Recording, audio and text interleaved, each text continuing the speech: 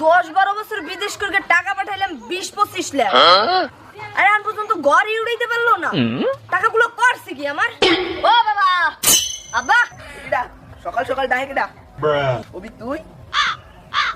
হ্যাঁ আমি বিদেশ থেকে চলে এসেছি।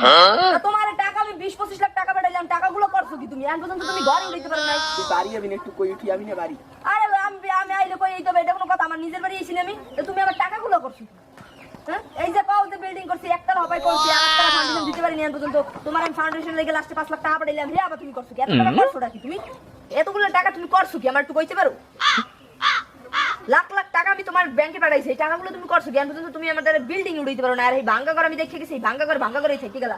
3 ফুট উপর দা জল পড়ে, আর এক একটা রুমের মধ্যে কেডা থাকবে, কোনানে থাকবো, হে একটু কইতে পারো? এই বাড়ি বইয়ে কি গান্দা পাতা খাইছো? আর তোমার ছোটটাই কই, হেডারও গলাইছো? এই শুভ, এই এদিকে আয়, বাইরে। ভাই তুমি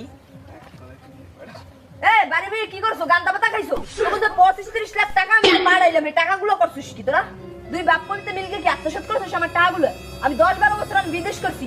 তুই যে বিদেশ গেছস এই যে সুদ দিতে দিতে, আর তোর ভাই একটু গান্দা পাতা পুতা খাইছে, আর মুই জুয়া খেলছি। এই গেছে মোর টাকা পয়সা সব শেষ, এমন টাকা আমার। তুই আর 10টা বছর লেগে বিদেশ যা, তার তোর বিল্ডিং হবে উঠে। হায় হায় রে, আমার এতগুলো টাকা এরা বলে গোছকে মজকে খাই আমার একটা ধ্বংস করে দিয়েছে। ওরে কপাল রে, আমার সারা বছর ওই বিদেশ করতে করতেই যাবে। আমি আর বাড়ির বেত খাইতার মুনা। আমি আমার পথে চলকে যাইতেছি, তোমরা দুইজন আমার আর পরিচয় দেবে না। আর তোমরা তোমাকে উপর দেখ খেলো, দুইজনে যা হরবা না হরবা। হন হন যাইস কা, হন দুইজনে যাইতে যাইতো।